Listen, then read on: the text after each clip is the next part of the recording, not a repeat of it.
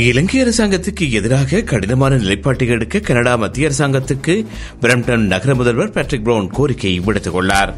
இலங்கையில் இடம்பெற்ற உள்நாட்டுப் போரில் கொல்லப்பட்டவர்களின் நினைவு சின்னமான தமிழ் இனப்படுகொலை நினைவிடத்தை அகற்றுமாறு கோரி டொரண்டோவில் உள்ள இலங்கையின் தூதரகம் அனுப்பிய கடிதத்துக்கு பதிலளிக்கும் வகையில் முதல்வரின் இந்த கருத்து அமைந்துள்ளது. இந்த நிலையில் தமிழ் இனப்படுகொலைக்கு காரணமான போர்க்குற்றவாளிகளை சர்வதேச குற்றவாளிகளிடம் அரசாங்கம் ஒப்படைக்க வேண்டும் எனவும் அவர் வலியுறுத்தியுள்ளார். தமிழ் இனப்படுகொலை நினைவிடத்துக்கான கட்டுமான பணிகளை முன்னெடுப்பது பாதிக்கப்பட்ட அனைத்து இளைஞர்களுக்கிடையான ஒற்றுமை மற்றும் நல்லிணக்க முயற்சிகளை கடுமையாக சீர்குலைக்கும் என்று தூதரக அதிகாரி துஷார ரொட்ரிகோ தெரிவித்துள்ளார். மேலும் பிரம்டன் நகரில் தமிழ் இனப்படுகொலை நினைவு தூபியை அமைக்கும் திட்டத்தை கைவிடுமாறு நகர முதல்வர் பேட்ரிக் பிரவுனுக்கு எழுதியுள்ள கடிதத்தில் கனடாவுக்கான இலங்கை துணை தூதுவர் இவ்வாறு வலியுறுத்தியுள்ளார்.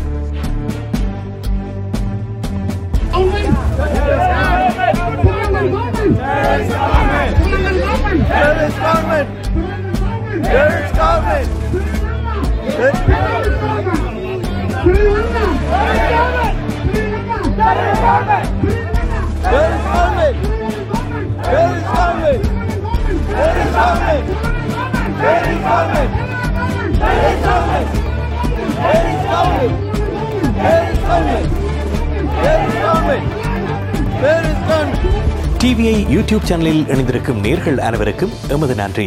எமது காணொலி தொகுப்புகளை தொடர்ந்து நீங்கள் பார்வையிடுவதற்கு கீழிருக்கின்ற பெல் பட்டனை அழுத்துவதன் ஊடாக நோட்டிபிகேஷனில் பல காணொலி தொகுப்புகள் உடனுக்குடன் உங்களை வந்து சேரும். அருகில் இருக்கின்ற முக்கிய காணொலி தொகுப்புகளையும் பார்வையிட தவறாதீர்கள்.